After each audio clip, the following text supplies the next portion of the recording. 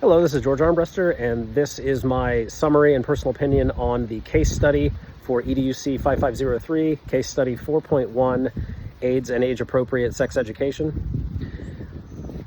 The summary of this case study revolves around an intersection between policy, curriculum, and the very practical concerns and limitations of the school itself. What you're encountering is a middle school which has 6th grade, 7th grade, so on grades, and also has 5th grade students as a result of overcrowding and limitations on facilities.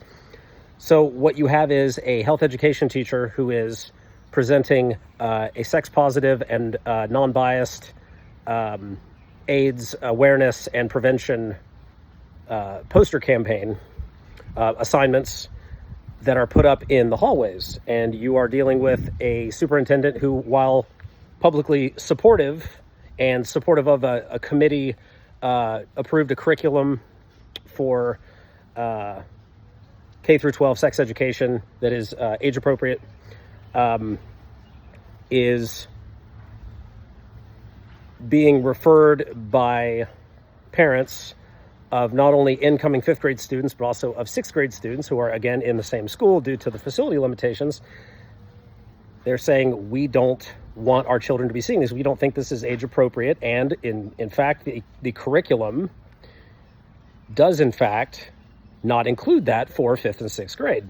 So what you are seeing is, again, the intersection between policy and also the politics of when parents become engaged, when there's parental empowerment and parents feel that they have a right and a need to know what their children are engaging with at school. And if there's something that they personally don't approve of, like sex positive, AIDS awareness, talking about contraception, talking about the use of safe sex practices, or even talking about abstinence, talking about sex in general, there are parents who, as in this case study, won't approve of it. Publicly, thank you, Eliza, that was my daughter, publicly showed their disdain and referred it to the superintendent, who then went to the assistant superintendent, who then told him, you need to take these posters down.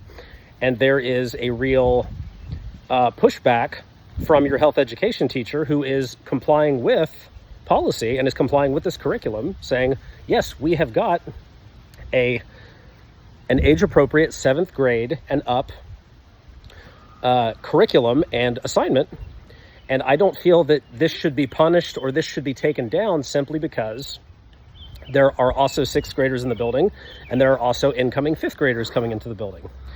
So the concern that is being faced in the case study really revolves around, at what point do parents have a right? At what point do parents have the ability to engage with and to even override policy when you have administrators, when you have educators who are attempting to comply with academic standards, they're attempting to align those standards with their assignments, and when you have got crossover between different grades where there may not necessarily, like in this case, there's a very good, genuine concern that there is age-inappropriate education going on. And at the end of the case study, of course, it comes down on the assistant superintendent and the posters are taken down. And my personal opinion and my personal takeaway on this is that anytime you have an intersection of policy and politics with education, you have got to go back and you have got to look at what we know about child development. You have got to look at what we know about children confronting issues that parents may think their children can't handle. Because I know, speaking not just as an educator, but speaking as a father, that when you address difficult or complex issues with your child, whether it's a student or whether it's one of your own children, you would be amazed at what children can process, and the ability to deconstruct complex ideas into simpler ideas, and the ability to comprehend complex ideas like sex or identity or sexually transmitted infections, any aspect of health, just like with, as you can hear in the background. So even if it's math or science, complex issues, when you're dealing with health and the human body, such as in this case, I have learned through my own experience with my own child that presenting these complex issues to your children at younger ages will allow them to process, internalize, and then when they have questions, they're not afraid to ask those questions. I agree. So instead of hiding these concepts, instead of squirreling them away and saying, well, they're not ready for these. Thank you, Eliza. Instead of squirreling these ideas away and saying, we can't tell them these things yet. They're taboo. They're socially inappropriate. There is never going to be a socially appropriate time to tell a child when they're no longer a child and they're a young adult and they have to figure it out on their own because they didn't get the support at a younger age that they needed to make that a confrontable issue, an issue that they could broach and that they could come to understand.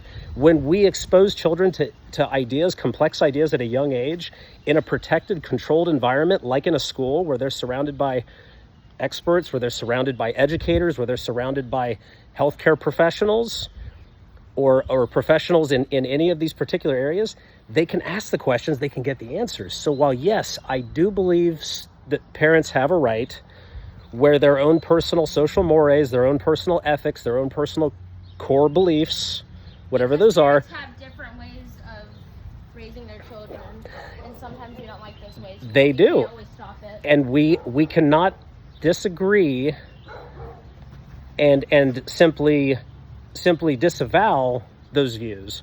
But at the same time, these are children that are being raised and being taught in public education to then one day go on into public life and be functioning people with functioning ideas, functioning minds. We're attempting to create rounded human beings with ideas and with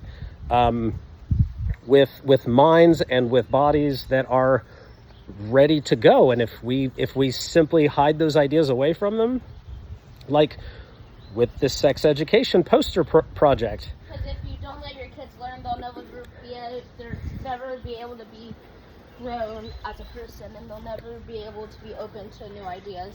They'll just stick to the ones that you told them. And that is the problem that we confront when we have parents who want to hide their children away from difficult or complex ideas. So yes, we can respect their beliefs, we can respect their wishes, but at the same time, if not now, when we have a curriculum and when we have child development professionals saying these are appropriate times to talk to our children about these ideas, if not now, then when? And that is my closing thoughts. And thank you for your time, and goodbye.